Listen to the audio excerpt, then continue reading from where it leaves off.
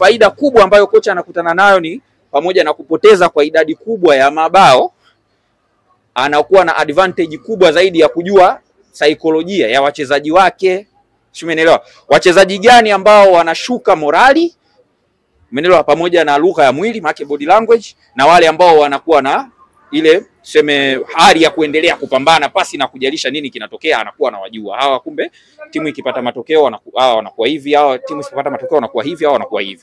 Hilo ni jambo la msingi sana ambalo kocha anakuwa nalo. Lakini wachezaji gani ambao wana uwezo still wa kupokea maelekezo katika nyakati ngumu? Timu iko nyuma ya mabao zaidi ya matatu, alafu kocha anatoa maelekezo. Je, kuna wachezaji gani ambao una uwezo still bado wa kuendelea kupokea maelekezo katika kipindi ambacho timu imekosa matokeo, pamoja na ile kupima ule utayari wa wachezaji kukabiliana na matokeo ya kufungwa, huku wanaendelea kupambana kwa ajili ya kuhakikisha wanasawazisha au kuweza kupata ushindi na vitu kama hivyo. Ni vitu ambavyo wanavitumia ambavyo viko kwenye player mindset. Mimi nilishazungumza, sijaiona mechi, niwe mkweli, sijaona kabisa mechi, hata highlights sijaona. Kwa hiyo siwezi nikazungumza kama jana alikuwa kwenye ubora kwa sababu alifunga au vipi, hapana. Ila nataka nikwambie, mimi sijawahi kuamini, jambo la kwanza, sijawahi kuamini kwamba eti ameshuka kiwango, hayuko bora, wala sijawahi kuamini. Mimi nilichokuwa naamini ni kwamba kuna vitu vya kiufundi ambavyo vilipungua kwenye timu vinavyomfanya kutocheza kwenye ubora wake. Simeelewa, ambavyo nilishavizungumza hapa, nitakuwa nafanya marudio. Kwa hiyo kwa kukujibu swali lako ni kwamba chini ya kocha huyu ndo nataka nimuone sasa Eli Mpanzu atakuja vipi, kwa sababu mbinu zinaenda kubadilika. Na huyu kuna vitu obviously atakuwa anaviboresha kwa sababu tayari ashagundua baadhi ya mapungufu ya Simba, kwa sababu alipatika kucheza nao kwenye mechi 2 za preliminary, si ndio? Kwa hiyo chini ya kocha huyu ndo nitasema sasa kama nikiona Eli Mpanzu kuna vitu havipo kwenye ubora wake, ameshuka kiwango au vipi, chini ya kocha huyu ndo nitajibu sasa hapa kwa mbinu hizi na hizi na hizi, kweli huyu Eli Mpanzu anaonekana ameshuka kiwango. Kwanza ni maoni yao, na mimi nipo hapa kwa ajili ya mimi kuweka maoni yangu pamoja na kutoa elimu kidogo kwa kile kidogo ambacho Mwenyezi Mungu amenijalia nitaweza kushare na especially mashabiki wa Simba, kwa sababu ndio Simba imecheza, waweze kujifunza nini ambacho kocha huwa anakifanya kwenye kipindi kama hichi. Kwa sababu nilizungumza katika awamu iliyopita baada ya Simba kucheza na Al Hilal ikashinda 2-1. Kuna vitu nilivizungumza, nikasema timu kocha anapokuwa ameingia mpya alafu amekutana na bahati ya international break, kwa sababu yeye hakuwa na pre-season na timu, na amekuta timu tayari imeshafanya pre-season na imeshaanza ligi. Yeye anapoingia kwenye timu alafu akakutana na bahati ya kukutana na international break ambayo inakuwa labda wiki 2, si ndio, sometimes wiki 1 na zaidi. Kuna vitu ambavyo katika framework ya ile elimu ya ukocha kuna vitu huwa wanavidirect au wanavielekeza, na nikakwambia anakuwa anapitia kitu kinaitwa assessment and observation phase, ambayo inachukua kama siku 1 mpaka 5 hivi. Ana analyze kitu gani ambacho timu iko nacho, mbinu za mwalimu aliyopita, wachezaji wanavyoperform, uwezo wa mchezaji mmoja na vitu kama hivyo ana analyze. Kisha anakuja kwenye phase ya pili inaitwa implementation au transition phase, ambayo ndo yuko sasa hivi ana implement, si ndio? Sasa kwenye implementation ya game ndo unakuja kuangalia muundo wa timu, jinsi ambavyo inacheza, muundo wa timu kiuchezaji, ambao ndo tunaita game model, pamoja na kanuni za mbinu, tactical principles, ndio ambazo ndo kocha anakuwa anazitazama zaidi. Na hii nukuu inukuu katika UEFA Pro license ambayo inazungumzia game model implementation pamoja na team development, ndio inazungumziwa kwa kina kwenye hili hapa swala.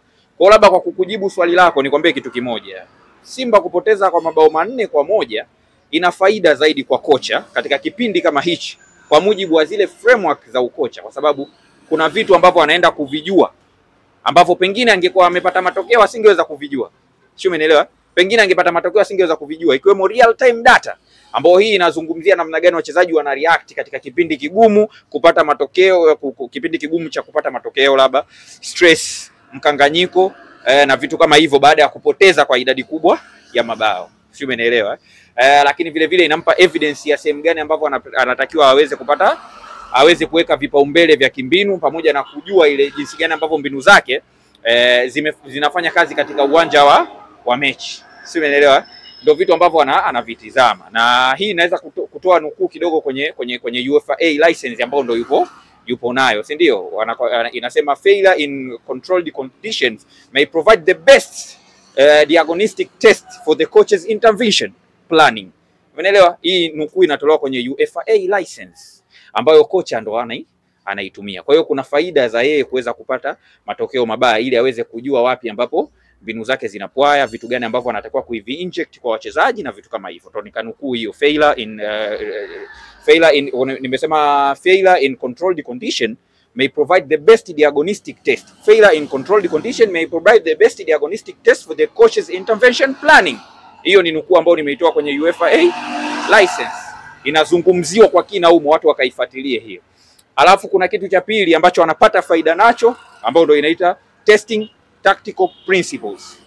Umeelewa? Kufanya majaribio ya kanuni za kimbinu. Sio, unaelewa? Kufanya majaribio ya kanuni za kimbinu ndio faida ya pili ambayo inafundishwa kwenye framework ya elimu ya ukocha. Kwa hiyo mwalimu sasa hapa anaanza kujua vitu gani ambavyo wachezaji wamevielewa kirahisi, kanuni gani ambazo wachezaji wamezielewa kirahisi na zipi ambazo vinaweza kubadilika pale ambapo wanakutana na mechi ngumu yenye pressure ndani yake.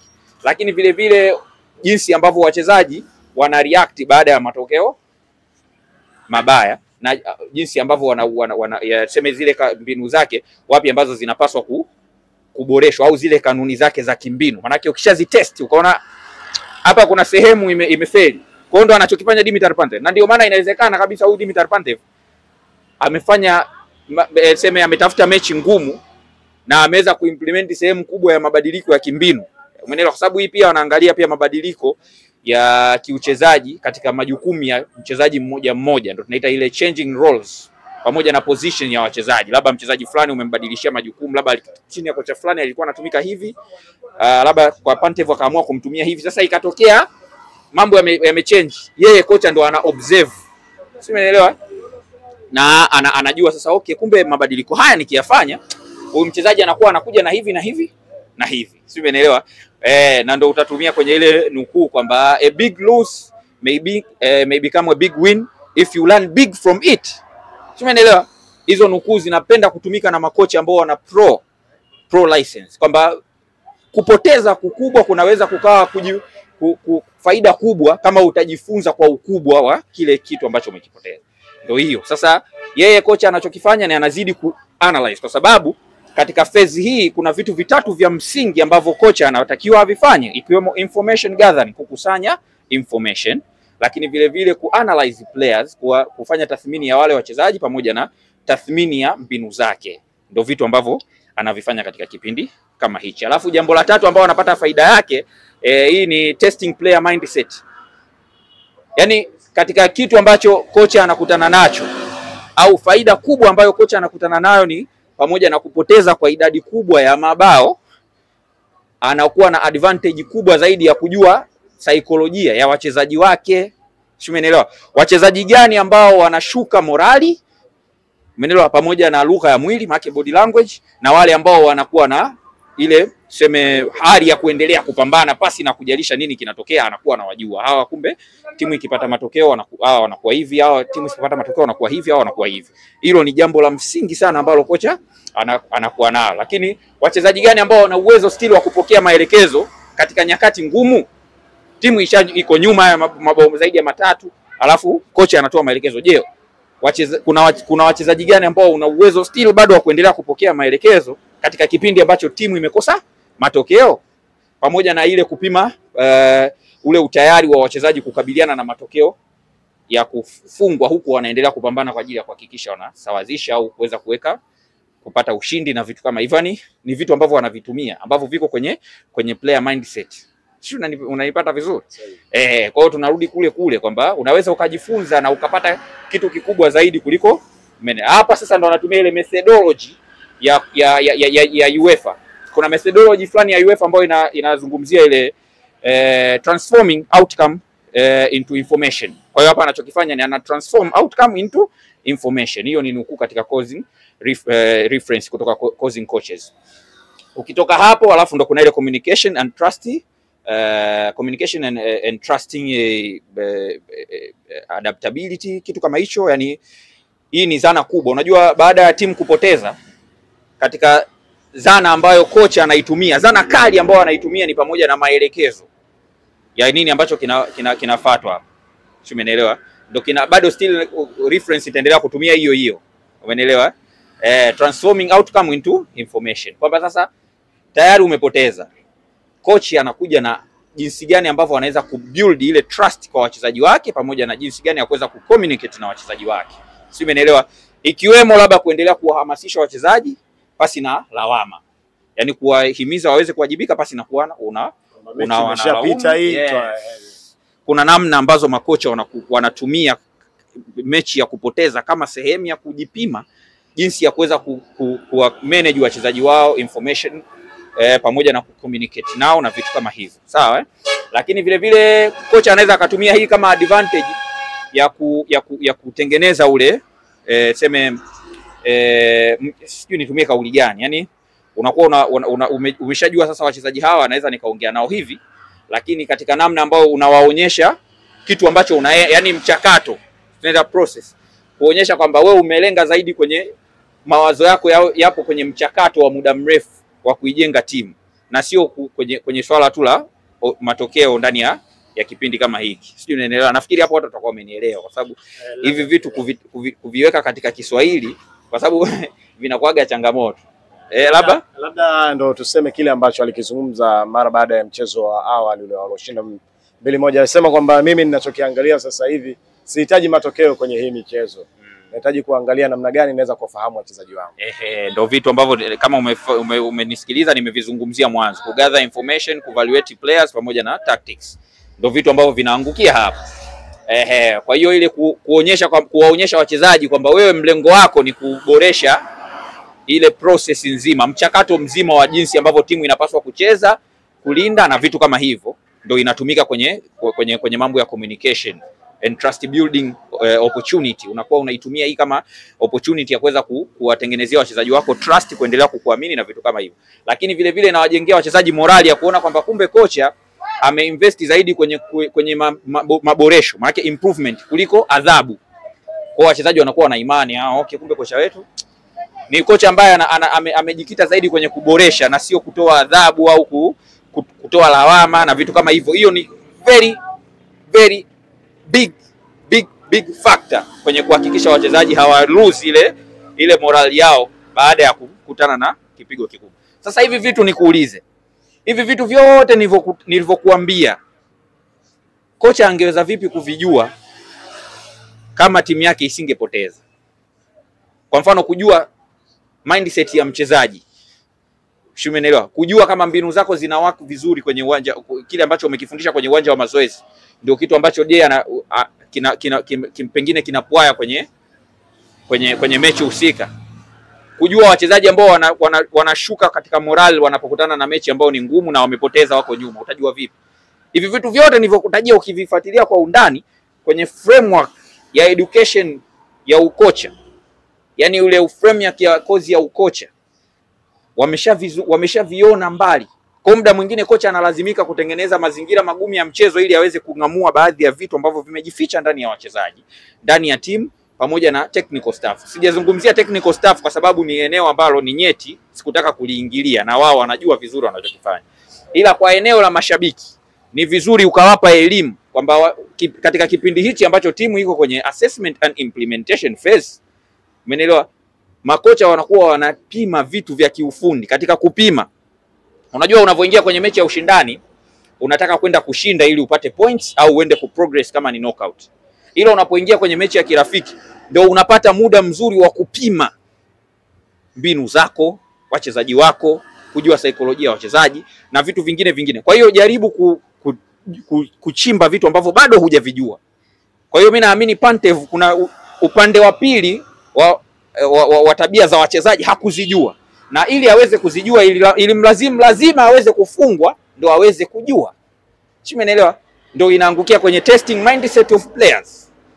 Kujua aina gani ya wachezaji, mimi hawa wakifungwa wana react vipi, body language yao ikoje, morali yao inabaki vile vile au ataendelea kupush, na ni vitu ambavyo ni ngumu sana kuvijua kwenye uwanja wa mazoezi au timu ikipata matokeo. Kwa hiyo mimi kwa jicho langu la kitaalamu naweza kusema hii ni faida kubwa sana kwa kocha Dimitar Pantev. Faida kubwa sana kwa sababu tayari ameshagaza vitu vingi sana vya kufanyia kazi kuliko angepata ushindi, na amejua aina ya wachezaji ambao yuko nao, tabia zao pindi timu inapata ushindi, kwa sababu ishapata ushindi mechi ya kwanza, na pindi timu inapokutana na kipigo kikubwa, kwa sababu kashapata kipigo kikubwa, atajua aina ya wachezaji wako vipi na jinsi gani anaweza kuwa manage psychologically, kwa sababu nimezungumza huyu ni transformational coach. Psychologically anaweza kuwarudisha kuwa manage vipi aina hii ya wachezaji. Sio, umeelewa? Yeah, kwa hiyo hiyo ndo factor ambayo ipo. Labda ukiachana na kipigo tumalize na hili. Miongoni mwa wachezaji ambao wamekuwa wakizungumzwa kwamba hawapo katika ubora ule ambao watu wamewazoea ni Elie Mpanzu, lakini siku ya jana licha ya kipigo cha bao 4 binafsi amefunga. Hii labda inaweza kumrudishia kule kujiamini kwake ambapo kunaonekana kumepotea katika mechi za karibuni. Mimi nilishazungumza, sijaiona mechi, niwe mkweli, sijaona kabisa mechi, hata highlights sijaona. Kwa hiyo siwezi nikazungumza kama jana alikuwa kwenye ubora kwa sababu alifunga au vipi, hapana. Ila nataka nikwambie, mimi sijawahi kuamini, jambo la kwanza, sijawahi kuamini kwamba eti ameshuka kiwango, hayuko bora, wala sijawahi kuamini. Mimi nilichokuwa naamini ni kwamba kuna vitu vya kiufundi ambavyo vilipungua kwenye timu vinavyomfanya kutocheza kwenye ubora wake. Si umeelewa? Ambavyo nilishavizungumza hapa, nitakuwa nafanya marudio. Kwa hiyo kwa kukujibu swali lako ni kwamba chini ya kocha huyu ndo nataka nimuone sasa Elie Mpanzu atakuja vipi, kwa sababu mbinu zinaenda kubadilika. Na huyu kuna vitu obviously atakuwa anaviboresha kwa sababu tayari ashagundua baadhi ya mapungufu ya Simba, kwa sababu alipatika kucheza nao kwenye mechi 2 za preliminary, si ndio? Kwa hiyo chini ya kocha huyu ndo nitasema sasa kama nikiona Elie Mpanzu kuna vitu havipo kwenye ubora wake, ameshuka kiwango au vipi, chini ya kocha huyu ndo nitajibu sasa hapa kwa mbinu hizi na hizi na hizi, kweli huyu Elie Mpanzu anaonekana ameshuka kiwango. Lakini mimi siamini kama ameshuka kiwango. Mimi toka video za nyuma sana nishazungumza sana, akasema Simba ilikuwa inasumbuliwa na tatizo la kujaza wachezaji wengi wanaocheza staili moja. Hakuna mchezaji ambaye anafanya mikimbio ya kufungua safu ya defense. Wengi wanajicongest eneo la katikati, wanapigana pasi na nini na nini. Sasa mchakuwa wengi kwenye creative zone, nani atakayefungua space au atakayefanya run ya kuweza kupasiwa mpira ili kuifungua safu ya defense ya timu pinzani? Umeelewa? Kwa hiyo timu nyingi zinakuwa rahisi sana kuwakabili, kudefend dhidi yenu. Sasa hapo kishakuwa hivyo, manake wachezaji wengi wanaocheza eneo hilo watakuwa wanaonekana hawana maajabu, lakini kiuhalisia sio. Nataka nione timu ina mgawanyiko wa majukumu. Timu ikiwa eneo hili, huyu atafungua movement nyuma ya safu ya ulinzi, huyu atakimbia wide, huyu atafanya hivi, huyu atabaki hapa, ili kuwa kuna sehemu nyingi za kuweza kupasiana na kumove mpira uweze kwenda mbele kirahisi. Sasa kishakosekana kitu kama hicho, kila mchezaji utamuona mbovu. Umeelewa?